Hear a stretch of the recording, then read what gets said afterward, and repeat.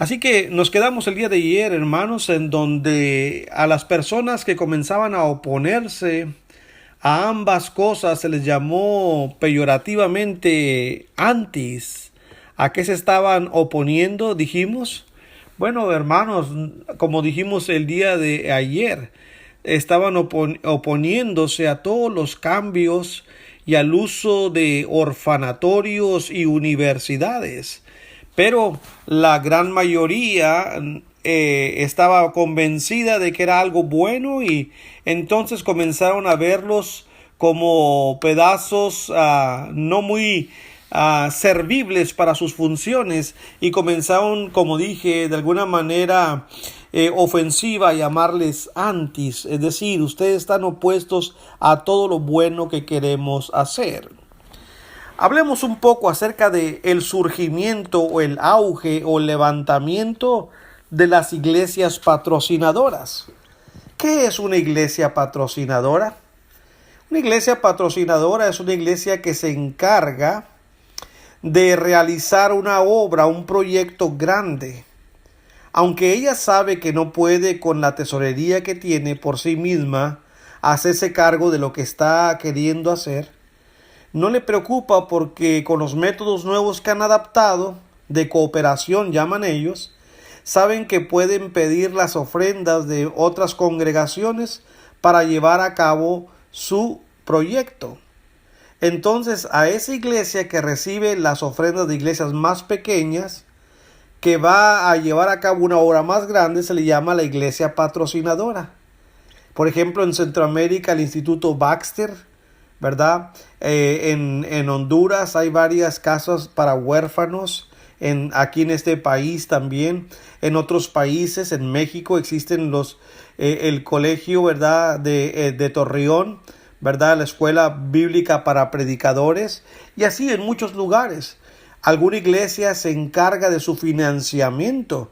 Por lo tanto, se hace una iglesia patrocinadora. Vuelvo a repetir, no es que esa iglesia pueda, pero ella se va a encargar de andar pidiendo iglesias más pequeñas.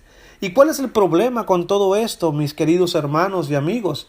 No se deje llevar por la palabra cooperación, porque en su sutileza que emplearán va a decir que nosotros ni siquiera queremos cooperar.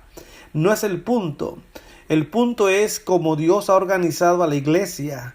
Cada iglesia es responsable de utilizar sus fondos económicos, hermanos, en la manera que esta iglesia pueda hacerlo para llevar a cabo una obra. Cuando uno da el 30% o el 40% de su ofrenda para una iglesia grande, usted pierde su autonomía, no sabe en qué se va a usar. Los ancianos que patrocinan esos proyectos no solamente los van a manejar como iglesia, tendrán sus mesas directivas, su cuerpo corporal, tendrán también, hermanos, sus agentes, sus misioneros, sus supervisores, sus maestros, o sea, toda una institución humana. Y este es el problema, este es el pecado, esto es lo que Dios condena. Estamos haciendo simple y sencillamente lo mismo que los grupos religiosos con las sociedades misioneras o como la Iglesia Católica con el Vaticano, exactamente lo mismo, nada más que se le llama de otra manera. Entonces, bajo la prosperidad de la época de la guerra, impulsó tanto la capacidad financiera como las aspiraciones sociales de muchos miembros de las iglesias de Cristo. En 1945, que por cierto es cuando acaba la guerra, estaban en mejores condiciones para apoyar grandes proyectos. Ahí está la palabra, la frase. Querían apoyar grandes proyectos. Eran más ambiciosos para ganarse el respeto de sus amigos, de sus vecinos. Querían ser personas, hermanos reconocidas. No se contemplaban con hacer lo que Dios nos manda. No querían un proyecto grande, que se sepa, que la gente vea, que volteen a ver quién está detrás de todo esto. Eso fue el potencial para evangelizar al mundo, lo que más encendió la imaginación de los líderes de las iglesias en las décadas de los 40 y los 50. Irónicamente, Alejandro Campbell fue dirigido por el mismo objetivo, pero por diferentes razones. La visión global de las iglesias de Cristo en los años 40 y 50 del siglo pasado estuvo desprovista de aspiraciones milenarias, reemplazada por el deseo de la legitimidad y protagonismo como un actor mundial. Se buscaba eso. La competencia con la iglesia misionera, con la sociedad misionera, la competencia con grupos grandes sectarios como los bautistas y sus casas editoriales, como los presbiterianos y sus universidades mundiales. Eso es lo que quería, competir la iglesia de Cristo con ese tipo de instituciones. Dios no nos mandó a eso, queridos hermanos. La iglesia de Cristo nunca fue reconocida por algo así. Así que esto fue lo que estaba lleno, hermanos, el protagonismo como aparecer en el escenario mundial religioso. Sin embargo, tanto las aspiraciones de Campbell como las iglesias dominantes posteriores a la Segunda Guerra Mundial, recuerde que no son todas las iglesias de Cristo, son lo que se llama en inglés el mainstream, la iglesia principal. Las más grandes, las más pudientes. Todo esto, hermanos, les llevaron al mismo lugar. Tanto a Campbell como a esas iglesias, a ese lugar que les llevaron fue el institucionalismo y la cooperación de iglesias. Una vez más, aparece en nuestros estudios el señor G.C. Brewer, el protagonista de la novedad. Brewer, quien encabezó el impulso hacia la cooperación congregacional en el evangelismo mundial, en febrero de 1943 escribió un artículo histórico titulado Evangelizar el mundo en el periodo de la posguerra. Este artículo anunciaba que la Iglesia de Cristo de Broadway en Lubbock, Texas, donde Brewer estaba predicando, esta iglesia patrocinaría, ahí está el término, estamos hablando de iglesias patrocinadoras, esta iglesia patrocinaría la evangelización en Europa después de la guerra. Mes tras mes, el apoyo crecía para la visión misionera de Brewer, iglesias enviando sus ofrendas, sus colectas a la iglesia centralizadora de Broadway en Lubbock, Texas, que hasta el día de hoy, ¿verdad?, está por ahí. Y todavía existe una escuela para predicadores en Lubbock. Si bien algunos predicadores manifestaron que los esquemas propuestos deberían dejar el poder en manos de grandes congregaciones y violarían patrones bíblicos, otros despreciaron tales preocupaciones como diciendo, ¿de qué vas a hablar? Hemos crecido, decían. Acostúmbrense tanto a luchar contra cualquier organización más grande que la congregación local hasta que desaparezca esa idea de decir no a la cooperación, decía Brewer y sus allegados. Decir no a la cooperación congregacional. Así que para fines de 1945, decenas, si no ya centenas de iglesias y personas se habían convertido en grandes fuentes de ayuda para contribuciones a diversas misiones y empresas benévolas en el extranjero. Los hermanos, entre comillas, demostraron una ingenuidad impactante o un engaño deliberado mientras tropezaban precipitadamente en el camino de la cooperación centralizada, incluso la cual negaban. El centro de las misiones de posguerra fue la Iglesia de Cristo en Broadway. Por cierto, si usted quiere traducir la palabra Broadway, significa el camino ancho. Qué coincidencia, ¿no? Bueno, dejemos esa coincidencia. Esta Iglesia de Cristo en Lubbock, Texas, primero bajo la dirección de G.C. Brewer y luego por su sucesor M. Norvel Young, aceleró a la iglesia de Broadway hacia un frenesí evangélico que azotó a toda la hermandad. Todo el mundo estaba, hermanos, súper alegre por este nuevo proyecto de las iglesias de Cristo. En 1946, la iglesia de Broadway organizó una conferencia sobre misiones.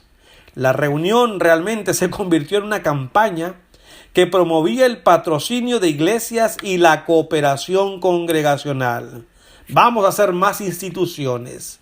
Varios oradores se quejaban de prejuicios anti-institucionales del pasado y pedían más centralización del trabajo de la iglesia. En otras palabras, muevan a esos que están estorbando, que no quieren ver esto como algo útil, a esos que le llamamos antis, háganlos a un lado. Decían ellos, nada que nuestros hermanos hayan tenido tanto miedo en algunos casos de que 2 o más iglesias trabajemos juntos. Hermanos, eso es algo que ha obstaculizado, decían ellos, nuestro programa sobre las misiones por muchos años. Fuera con ellos. A fines de 1946, la prisa por concentrar fondos en manos de grandes congregaciones como la de Broadway para patrocinar misiones ya se había convertido en toda una estampida. Ya no nada más era Broadway, ahora eran otras que buscaban también el poder. Poco a poco creció la oposición al plan de Broadway de recibir, supervisar y distribuir fondos de numerosas iglesias. Comenzó a ver el lado opuesto. Hubo hermanos que dijeron, no, esto no puede ser así. Y aunque los arreglos de ese tipo no son del todo nuevos, era obvio que aquellos que tomaran la iniciativa sobre las misiones de posguerra construirían inevitablemente una base de poder significativa entre las iglesias de Cristo. Por esta razón, el plan, entre comillas, atrajo críticas inmediatas. Por ejemplo, de un programa que se llamaba The Bible Banner, o la bandera, el escudo de la Biblia. Preguntaba, ¿qué autoridad tiene la congregación de Broadway para patrocinar un plan por otras congregaciones? Preguntaba Cled Wallace. Pero esas críticas no alcanzaron proporciones serias y durante varios años no se escuchó más. Pero mientras tanto, la gente dentro del movimiento anti-institucional, aquellos que aman hacer las cosas como Dios quiere, como Dios lo ha dicho, se volvía cada vez más cauteloso con los métodos misioneros empleados por las principales iglesias de Cristo. La preocupación ya no era tanto por las misiones en sí, decían ellos, sino por lo que ellos consideraban como la creciente maquinaria institucional a través de la cual ahora se realizaba el trabajo misionero. También se opusieron a lo que vieron como un interés correspondiente entre muchos por la posición, el estatus, el prestigio, tanto en el país como en el extranjero, porque la denominación ya estaba llegando a la mayoría de edad. Decían ellos, esto ya es una denominación, esto ya no es la iglesia de Cristo, decían los hermanos anti-institucionales. En un artículo que expuso el meollo del asunto, el hermano Roy Coggill afirmaba lo siguiente: muchos, decía él, han pasado por alto la pregunta que es verdaderamente importante en este asunto. La pregunta es, ¿nuestro trabajo en los países extranjeros se basa en las Escrituras? Coggill y sus colegas estaban convencidos de que no en la manera que se estaba realizando, obviamente. Propondríamos, dijo Coggill, la siguiente pregunta, escribió Coggill. Si los ancianos de Broadway en Lubbock, Texas, pueden supervisar, manejar y distribuir los fondos y el trabajo de una misión en Alemania por 2 congregaciones, ¿no podrían supervisarlo para 200? ¿O para todas las iglesias del mundo?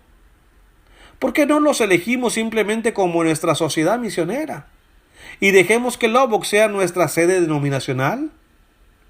Era solo cuestión de tiempo antes de que la corriente principal efectivamente expulsara a las personas anti-institucionales de sus filas, tales como habían expulsado a las personas premilenialistas algunos años antes. Sí, los van a correr, los van a expulsar de las iglesias. Hermanos, gracias por su fina atención.